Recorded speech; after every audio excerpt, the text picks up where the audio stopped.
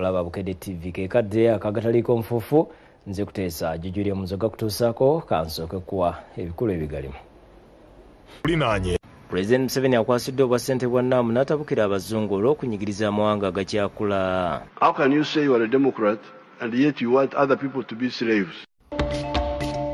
Are sending people to a collective punishment. Abakulembeze bakubaganyiza ebirowoozo ku lutalo lwa Palestine ne Isirayiri. And so I call upon this movement to exert its influence.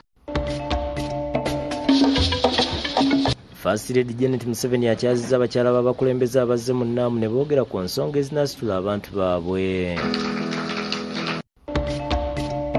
Nga tunaba kweyongera wala nnyo okuwa ebintu byaffe. Omugole Haji gw'anoonya olw'okumubbira ebintu azuuse amulangidde obukopi. Nagamba nviira.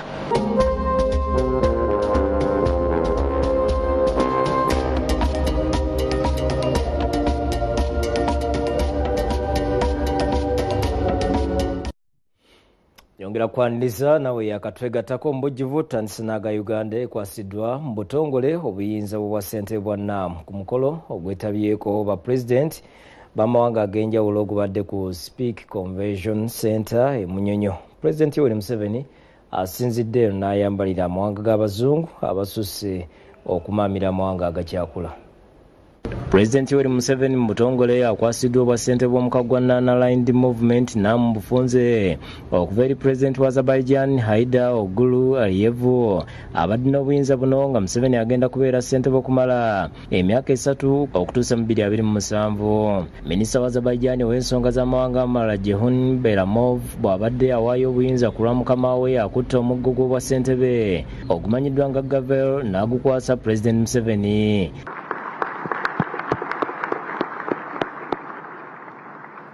Era yogedde bye batuuseeko mu myaka gye bakwatidde enkasi. With the successful coordination of the chairmanship, hundreds of statements, communiques, summit-level and ministerial-level declarations have been agreed. Resolutions in the UN General Assembly and in the UN Human Rights Council put forward by non-member states have been adopted. Alaze n'okusoomoozebwa ku basanze okuyina okukolebwako. That our chairmanship in NAM coincided with COVID-19 outbreak. Azerbaijan, as a non-chairing country, played a key role in consolidating our efforts within movement towards combating this pandemic. We managed to transform pandemic-related challenges into cooperation opportunities. Olubadde okukwasibwa obuyinza Pulezidenti Museveni atabukidde amawanga g'Abazungu ageefuula agalwanira eddembe ly'obuntu n'enfuga ya ssemateeka kyokka nga bo bennyini be bakulemberamu okulityoboola nga beeyingiza mu nsonga z'ebyobufuzi n'okusalirawo amawanga agakyakula. Therefore, we, the resistance fighters of Uganda, are flabbergasted and look down with contempt at the philosophical, ideological, and strategic shallowness of some of the actors of the world. Why not respect freedom of everybody if you say you are a Democrat? If you say you are a Democrat, why don't you respect the freedom of everybody? How can you say you are a Democrat and yet you want other people to be slaves? Okusinza ku Museveni newankubadde omulembe gw'abafuzi b'amatwale gwaggwawo dda naye amawanga g'Abazungu mangi gakyayagala okuwa ebiragiro n'okutegeerera amawanga agakyakula. So we had to spend 500 years dealing with idiotic schemes by greedy people. The oppressors miscalculate when they use their temporary advantage in science and technology to think that they can use that to indefinitely oppress other people.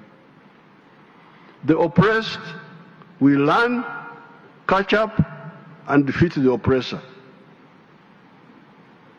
That is why empires always all collapse. Museveni okwogera bino abadde aggulawo olutuula lw'abakulembeze b'amawanga okukubaganya ebirowoozo mu lukuŋŋaana lwa Namu e Munyonyo. Pulezidenti Museveni abuulidde abakulembeze b'amawanga abazungu nti keekadde gabajjeko effugabbi era ng'amawanga agakyakula kye baagala ku mawanga gannaggwadda butale bwa byamaguzi n'okujja mu mawanga gano okusigamu ensimbi wabula si kutufugana kutuwa biragiro. Influence people by example, not by threats and manipulations. Okusinza ku Museveni omukago gwa Namu amaanyi gwandisinze kugasa ku nsonga ezikulaakulanya amawanga gano, okwogeza eddoboozi eryawamu, enkola za tekinologiya, okwongera omutindo ku bikolebwa, okweggulirawo obutale awatali bukwakkulizo n'ensonga endala ezibagasanga bannamukago guno. The world should concentrate on the common human problems, prosperity through trade, and that's why I'm very happy to see you here. When you are outside there, you may get stereotypes about Africa, that Africa, they have no food, they are starving. Here we are dying from food. We have so much food here. Here we have everything. What we need from other people are markets and investments. But we shall not only sell to you, we shall also buy from you.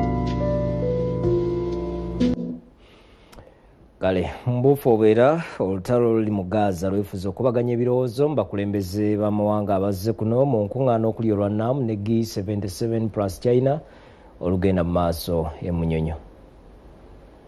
Abakulembeze b'amawanga bakubaganyiza ebirowoozo mu lukuŋŋaana lw'amawanga agakyakula olwa Namu ne G77 plus China Summit olugenda mu maaso ku Speak Convention Center Munyonyo.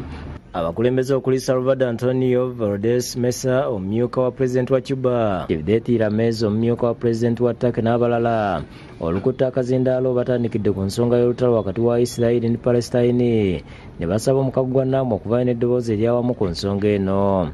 Israel has submitted the Palestinian people to a collective punishment that has already taken the lives of more than 20,000 innocent civilians, as it's told.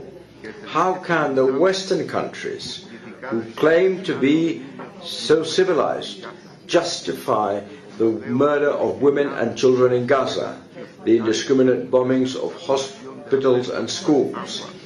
While the war in Gaza has shifted the global attention to the Middle East, the war in Ukraine is still going on fiercely, shaking the foundations of global security. To this effect, we are using our political and diplomatic channels effectively for the peaceful resolution of global and regional problems.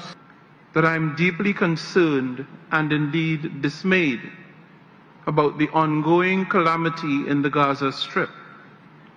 And so I call upon this movement to exert its influence in bringing a halt to the carnage that we are haplessly witnessing.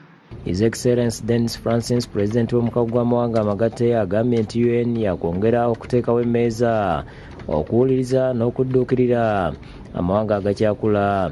Indeed, our promise to leave no one behind hinges on our ability to build strong and diverse partnerships, share knowledge widely and strategically, and strengthen our joint capacities to reach the most vulnerable. Ssentebe w'omukago gw'amawanga Africa Moussa Faki Mahamat naye yavumiridde obulumbaganyi obugenda mu maaso mu Gaza. Is the war in Gaza. Africa condemns this unacceptable moral, legal and humanitarian failure and demands an immediate end to the unjust war against the Palestinian people and for the immediate implementation of the two-state solution. Alaze obuwagizi bwabwe eri Abapalestine abalumbibwa entakera. I again express the African Union's full and unwavering support to the Palestinian people, and as a non-aligned movement, we should all demand a stand for international justice and international law for all people fighting for freedom and dignity. Bukya olutalo lutandika mu Gaza abantu abasoba 232,000 okusinga nga bakyala n'abaana be baakattibwa mu kulwanagana kuno.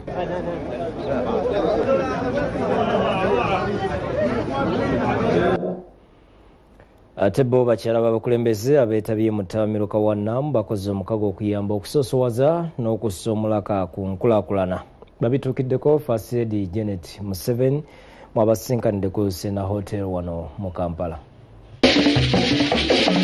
First Lady era nga minisitiri w'ebyenjigiriza n'emizannyo Jendi Kataha Museveni azinganye bakyala abakulembeze abazze kuno okwetaba mu lukuŋŋaana Rwanda Allied Movement olindira Munyonyo ensinga tebedde ku Sena Hotel mu Kampala nga batambulira ku mulamwa ogw'enkulaakulana n'okusitula ekitiibwa ky'abakyala n'abaana ab'obuwala.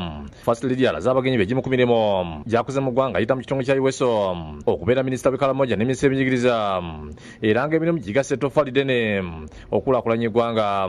Every time I visit a community we have been working with and see the excitement in the faces of motivated people and then recall how they were at the beginning of our development programs, I feel humbled and grateful for the opportunity I have been given to participate in this work in our country. Asimya abeetaba mu lukuŋŋaana n'ategeeza nti baakola bukubiriri okulaba nga ebitundu by'eggwanga eby'enjawulo bikulaakulana wadde enkulaakulana etwala ku budde.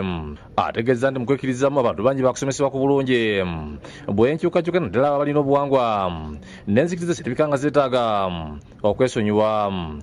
That change is a process that takes time. It requires patience and a lot of understanding of the human nature, particularly when it involves communities steeped in age-old cultures and beliefs. It can be slow and often even discouraging. But once people are convinced about the benefits of change, it results in exciting developments. Ategeeza nga Katonda akyamuwadde obulamu mwetegefu okolagana abo abakola obutawera okulaba nga bakyusa ku bulamu mu bitundu byabwe. For as long as God gives me strength and opportunity, indeed I'll continue to work with people who need to be uplifted and to improve their lot in life. Because, yes, thank you so much. Because I know that it is doable and it is possible. So as the saying goes, the struggle continues. Bo bakyala abakulembeze ku bitindi by'enjawulo basimye First Lady byakola mu Uganda nabo ne boogera ku biki ebikoleddwa mu wangaabwe ne basuubiza okubaako ebyakoppa ku Uganda babitwale mu nsi zaabwe. If you involve the woman, you speed up the development of each country.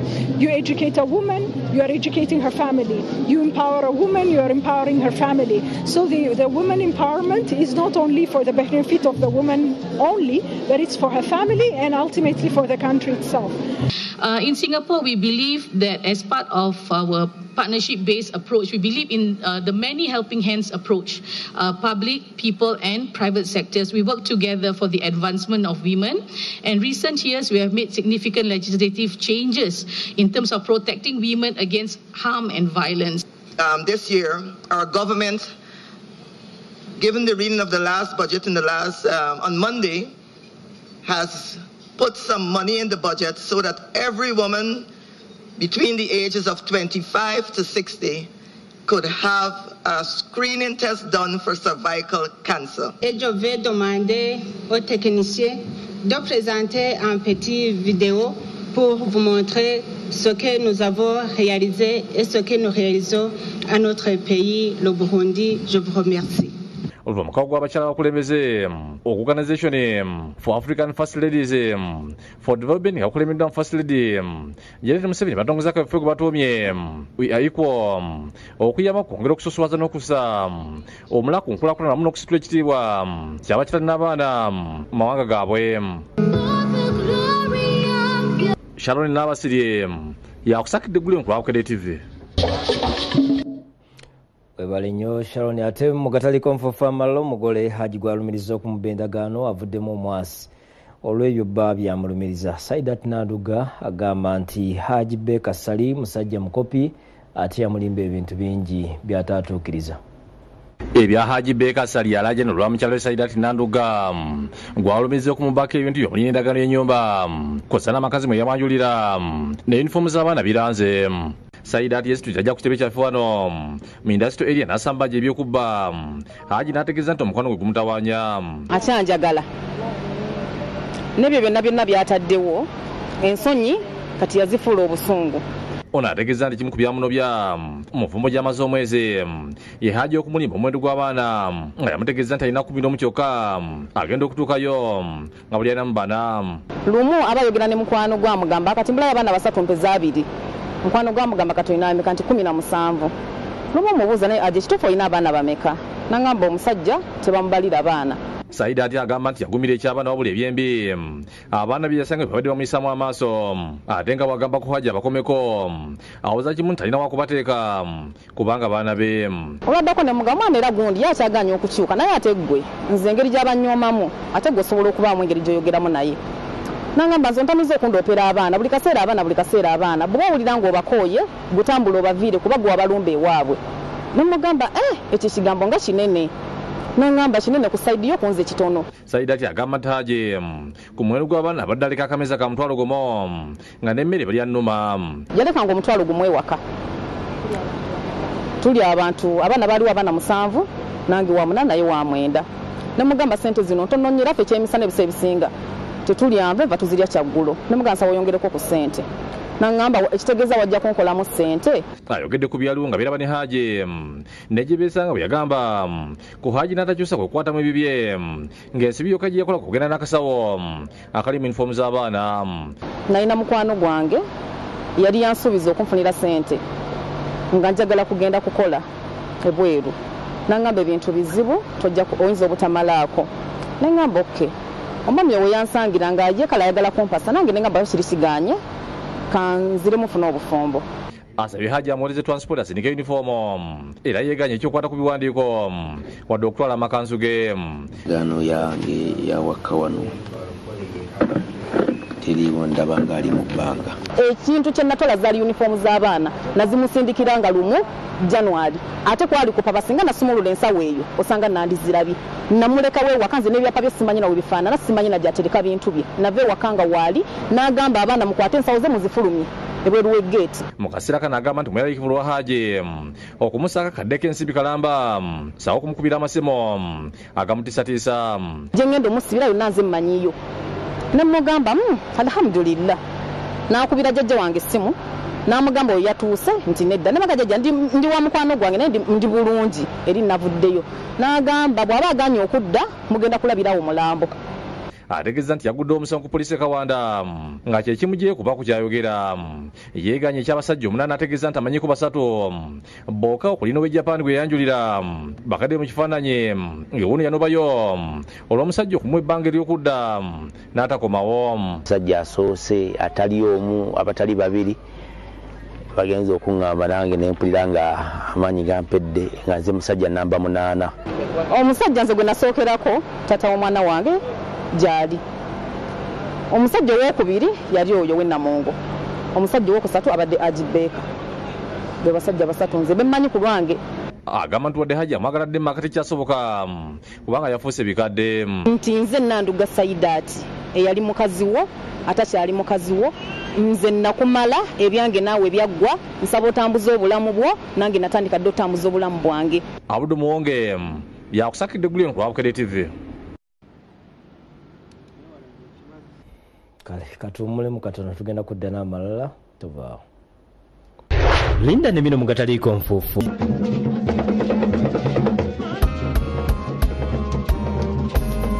Abaana b'enjobe mu Buganda tuli baana n'abazzukulu bajjajja Ssenjobe ebbinikira mu ssingo omuzira watali kubusabusa y'enjobe ddala akabbiro bwe butogo buto obuyitibwa obugala.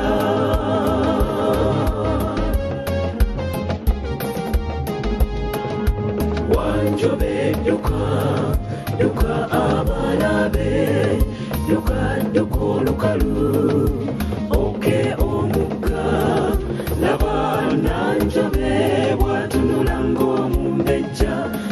amaaso gamulengejja wanjobe dduka abaana be oke omugga ogwo gwe mwana gwaffe.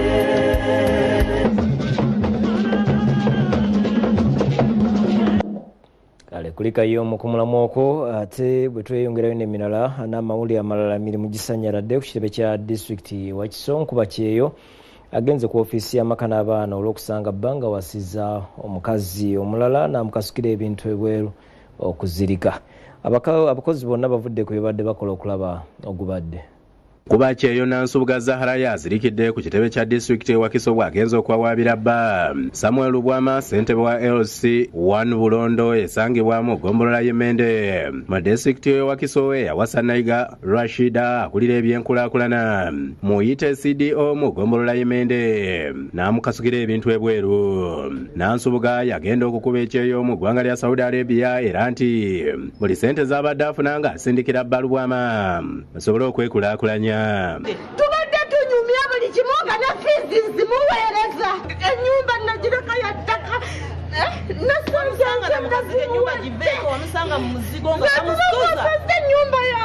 ategeezezza nti kontrakiti ye bwe yaggwako Lubwama yamulagira okugiza obujja kyokka kyamubuuseeko mikwano gya Lubwama bwe gyamusindikidde ebifaananyi ne vidiyo Lubwama ne Nayiga bye beekubisa ku mukolo ogw'okukyala. Nansubuga agamba nti kino kyamulaga nti omuntu gwakolagana naye tayagala nkulaakulana amutimba bbula kwe kusalawo akomewo alwanirira amaka ge.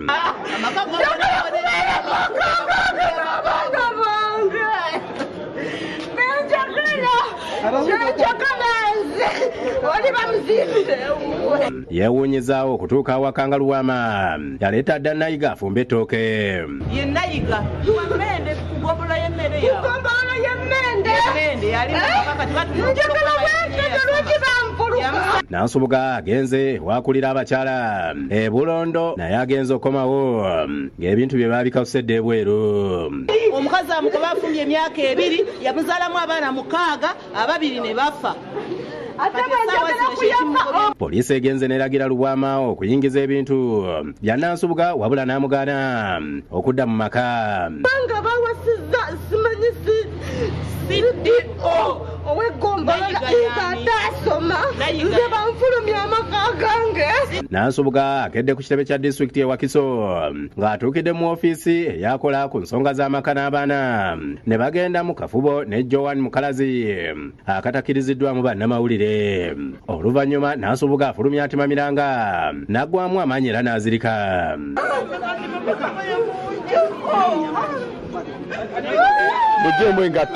Wabula Lubwama aganye okubaako kyayogera era oluvudde mu lukiiko atambudde butambuzi neyeeyongerayo. Mbuyogera option nze njagala kimu maka gange lwaki bangamba Mukalazi awandiikidde Nansubuga ebbaluwa yeeyongerayo mu kkooti kubanga talina kyasobola kumukola. Nansubuga asabye abazira kisa okumuyamba okujja Nayiga mu maka ge g'akoleredde.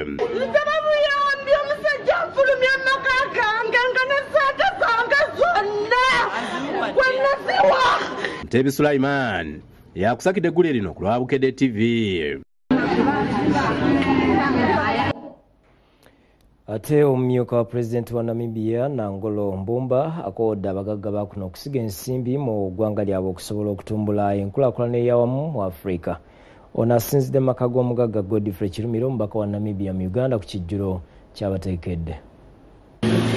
Omumyuka wa Pulezidenti wa Namibia Nangolo Mbumba ali kuno mu Ttabamiruka wana mu G77 plus China Summit agenyiwaddeko mu maka g'omubaka wa Namibia mu Uganda Godfrey Kirumiro akasangibwa Buziga mu Kampala ku kijjulo. Aberekeddwako abakungu okuli omumyuka wa Prime Minister Nentumbo Nande Ndayito Minisita abateesiteesi abakulu mu Minisita y'ababaka ba Namibia mawanga amalala. Ku kijjulo kino kinyumirako abajulidde abagagga b'omu Kampala abowerako nakigumizanga buli mu nteekateeka ey'okutwala abagagga ba Uganda ne Namibia batandikewo amakolero n'okubaako ebintu gye bakola okusobola okutumula ebyenfuna by'amawanga gombi. I want to bring to your notes, Your Excellency, that I've managed to execute that assignment with intelligence. And the few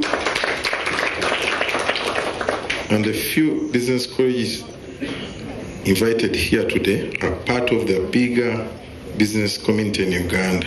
Chilumira wezo okugula okugatta Uganda ne Namibia okulaba ng'obusobozi wakati w'amangu mibuddamu obuzinzi ng'era aliko abagagga bazasindika Namibia okwetegereza embeera yaayo. I've been sending many of the business people to come to Namibia, and some of them are actually here with us. Muno bamiri omugagga mu Kigondo alaze obwetaavu obuli bw'okwongera ensuubulagana mu mawanga Africa n'okukyusa endowooza z'abannansi mawanga ago. I believe if we can spread this idea of mindset change, for we are not poor, we've simply failed to reason out poverty. Africa holds all the resources, yet their exploitation takes place in the West. The Honorary Consul of the Republic of Namibia has already agreed, along with other partners from Turkey and India, to set up a pharmaceutical and medical devices factory in Namibia.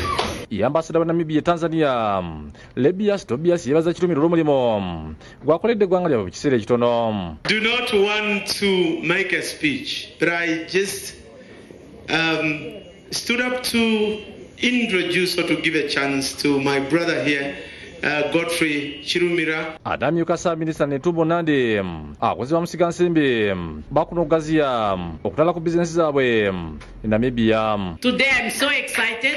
I see you are ready. Come, we will meet, we will talk. Let him do his work. Atumyuka wa Pulezidenti Nangolo Mumba ategeezezza nga bwekiri eky'omuwendo okubanga Abafirika bazze okutandika okukolagana mu ngeri y'omuggundo okusobola okutuuka ku nkulaakulana eyawamu. It is truly wonderful that we Africans are starting to appreciate other African people and other African countries.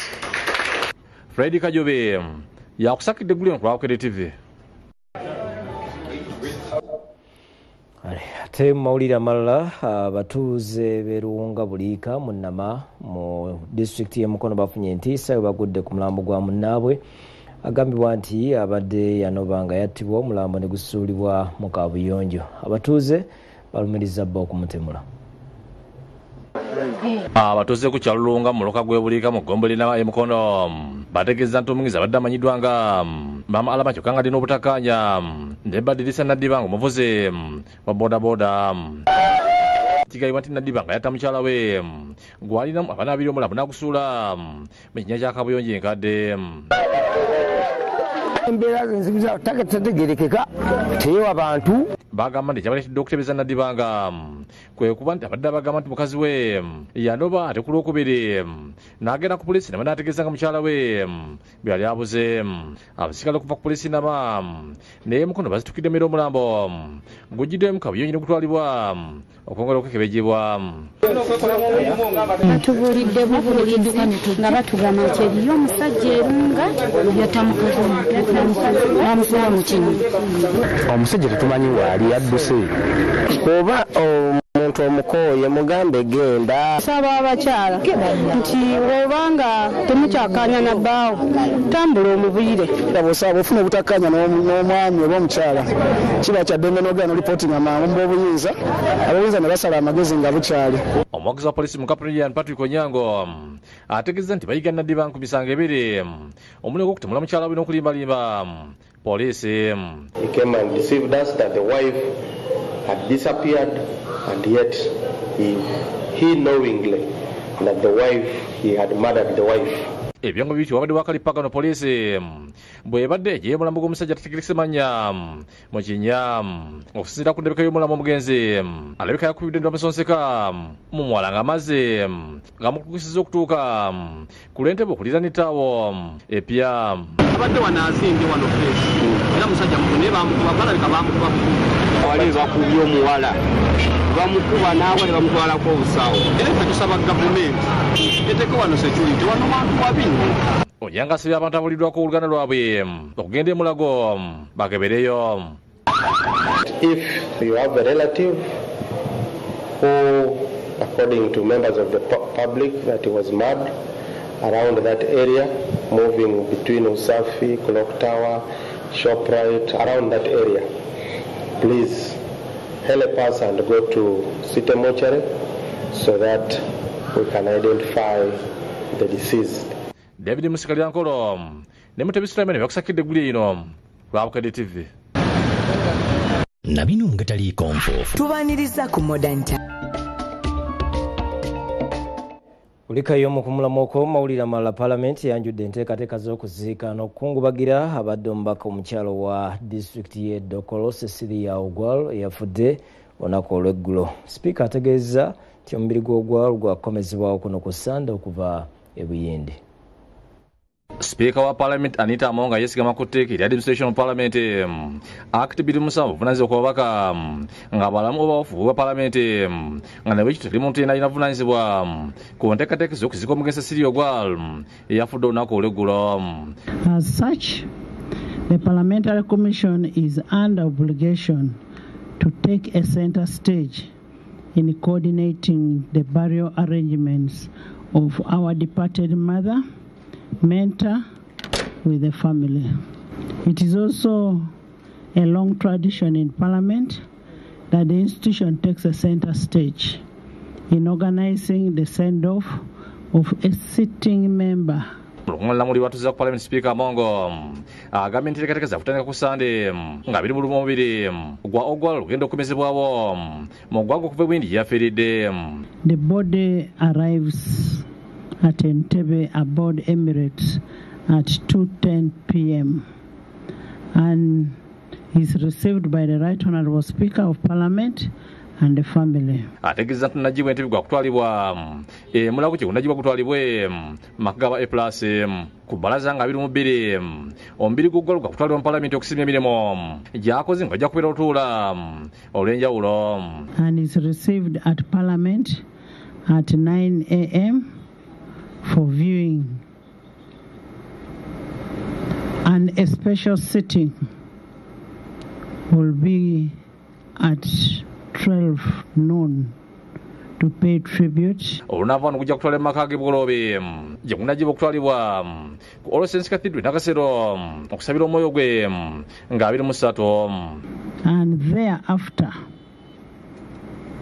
the body will be taken to Dokolo, where she has been the member of Parliament. Speaker Monga ategeeza nti Ogwal wakuziikibwa ku kyalo alito mu disitulikiti y'Ekole gye yafumbirwa ku lunaku olw'omukaaga 27 mwezi guno. Ebyo nga tebinaba omwogezi wa Parliament Chris Obole ku lwa Parliament alabudde ab'FDC okutekatemba mu nteekateeka ez'okwerekera Cecilia Ogwal. So go and teach them that Chris Obole has said, for once have some. They can go for limelight later, but not this kind of a somber situation. Obole yewenyiza ab'FDC oba baagala nnyo Ogwal lwaki tebaamuwa ekyokulya oluvuganya gavumenti ng'akyali mulamu. If you love her so much, why did she never become leader of opposition? Mungire abakungubazi bagenze mu maka gabba Cecilia Ogwal Lameka Ogwal ebugolo by'okumukungubagira mu bagenzeyo kuliko minisita w'ebyobulamu Dr. Jane Ruth Achenge atendezza Ogwal lwetofaalidde ndi atadde ku kusitula ebyobulamu bya Uganda n'okulaba nga mwaliyo gafe gatandika okujjanjaba endwadde enkambwe. Right from the women's hospital that we now have to the specialized institutions that we have, and one of her last very strong advocacy was on the issue of having a PET scan in Uganda Cancer Institute. Yemiri Matemba yogedde ku Cecilia Ogwal ng'omukyala abadde omuzira alwanidde eddembe ly'obuntu n'okulaba nga abakyala tebanyigirizibwa. Obulamu bwe bwonna abadde avugwa ekibadde kimuvuga kwe kuweereza eggwanga Katonda mu ggwanga lye.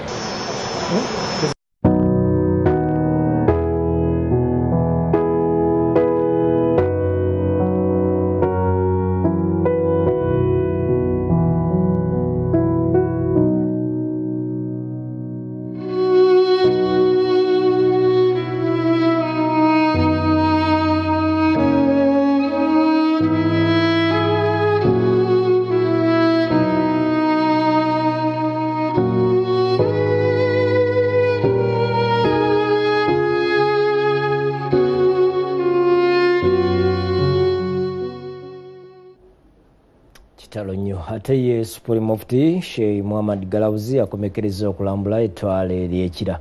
asiimye abantu mu bitundu ebyo olw'obukozi. Supreme Mufti Sheikh Muhammad Galabuzi yayingira olunaku olwokubiri nga alambula ettolo lya Kira ng'asookedde okufamu ku ya Hajjamiro lumala. Haji Lumala mubulire byafunye mu nkoko zino. Nasomako kitono naye nsobodde oweerera abaana ku university. Sooka bakubiriza abantu banyiikirire nnyo ebyobulunzi. Ebyobulunzi ye pulojekiti etesala. Kubanga olunda ebintu teri muntu ajja kulekerawo okulya. Sheikh Galabuzi amusiimye olw'okubeera omusajja omuyiiya ate omukozi. Bw'avudde n'agenze makagombako omukyala owewakiso Beth Ethel Naluyima ekitukutwe. Sheikh Galabuzi asiimye Naluyima olw'emirimu emirungi akoledde bannabakiso n'amusaba obutakoowa. Lwekyo twebaza bannabyabufuzi kuba nti okulondebwa kwammwe si kubeera bwezindifu wabula okwebaza okubeera nti mutambula n'abantu. Bwenatambula mutyo kijja kuyamba okumanya ebizibu by'abantu. Yombaka Naluyima ategeezezza nti okukyala kwa Supreme Mufti maka g'emikisa munene amusaba asabira abantu abazze bakwatibwa. Naye mu ngeri enjawulo ate tumwebaza okulumirirwa abantu kuba balumirirwe bambi abantu abali mu kukaaba nga beebuuza oba abantu baabwe gye bali we kuba kusonyiwa tulabe ng'abantu abo bateebwa nga baddayo basanga abantu baabwe. Bw'avudde n'agenze n'etamba Juma ku Masijjamiya ekimwanye ekulemiddwa mu Sheikh Umar Sikalembe amyuka imamu omusiki guno nga mu kubuuliriza y'abasiraamu okulirawamu bakomye okwerumaaluma. Ayatallaka bil akhlaqi al-fadila omukulembeze yenna olina okubeera nga wekwata ku mpisa ennungi. Supreme Mufti yamuvindira abasiraamu basusse okutunda ettaka ly'obusiraamu kyagambye nti kikolwa kikyamu. Okujja kwaffe mu buweereza buno bajja kugattako. Bano singa bajja ewange ne bampa ebyapa byabwe seyanga temulimiranga naye ogwaffe gwagattako okukuuma bintu byaki byabusiraamu. Asiiba Nakira olw'okubeera abakozi. Kuva byatondebwawo oyinza okulowooza nti limaze emyaka 20 olw'obuweereza bwalwo obulungi. Mwebale nnyo mwebale. Oluvayo olekedde ekiwologoma maka g'omugenzi ajja Ahmed Bale nga awulira nnyo bannakiro mu by'okuzimba amasomero ne Masigida Ahmed aniziddwa abaana nga bakulembeddwamu Ajja Ahmed Bale Junior ne bagenda ku kijja ky'omugenzi okumulombera edduwa. Bale Junior ku lwenjo basimye Supreme Mufti Galabuzi olw'okukyala amaka gaabwe ng'aliko byalamudde kitaabwe bye yakolera obusiraamu. Yasobola okuzimba omuzikiti guno gwe tuliko Masjid Ahmada n'azimba n'essomero. Nga famire ya Ahmada Bale twebaza Supreme Mufti okutukyalirako tuli basiimu nnyo. Bano Supreme Mufti abasimye olw'okubeera abakozi n'okukuuma ebintu by'awaka. Olwekyo tulina okunyweza ebyaffe n'okwongerako bya tulina okukola obuweereza obutajja kudda mabega ate tukyadda mabega. David Tamale yakusakidde eggulu ku Bukedde TV.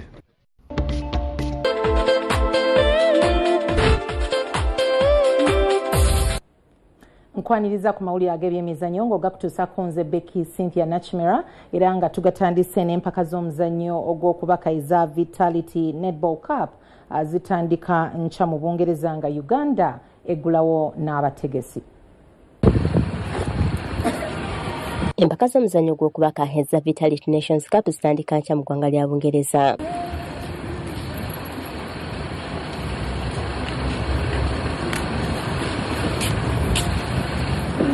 Timu y'eggwanga ya Shikwenze Grown abategesi aba Bungereza nga bano bali basimba kusikana misango gya Commonwealth ejali mu Birmingham ekya Bungereza mu mwaka 2022 nga Bungereza yawangula ku gola 5-6 kwa 3-5.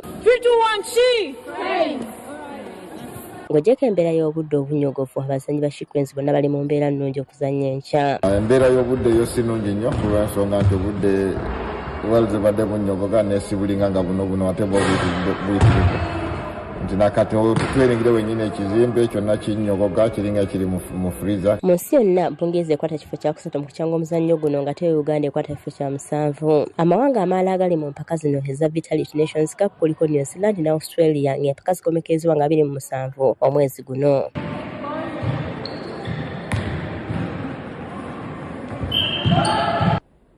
nga tweyongeddeyo n'amalala abazanyi ku ttiimu y'eggwanga 7 abazanya omuzannyo gwa badminton wabaliko obulemu bagenze e Misiri mu mpaka za Egypt Para Badminton nga bakuzikozesa okukuŋŋaanya obubonero obubatwala mu mizannyo gya Paralympic omwaka ogujja mu Bufalansa.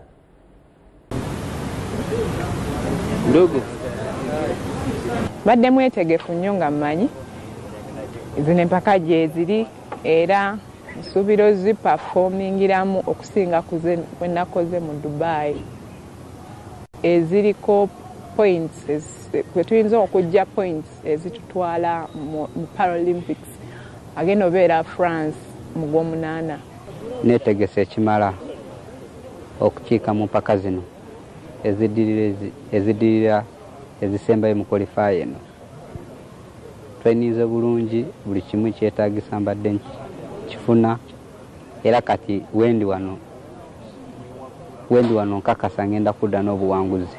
Ekimpesanyo nti bwe mba sigenze era wansi yange yagenda yedde nandyagadde nnyo okuba nti nzirayo mu gwokubiri kozi nali nasettinga target yange nti nkole legacy yange mbe nga nsirinze 2 Paralympic Games at the go probably nkole n'ebirala naye bwe kiba nga tekisobose era kiba tugenda mu birala naye nga pressure yeeri wakawana.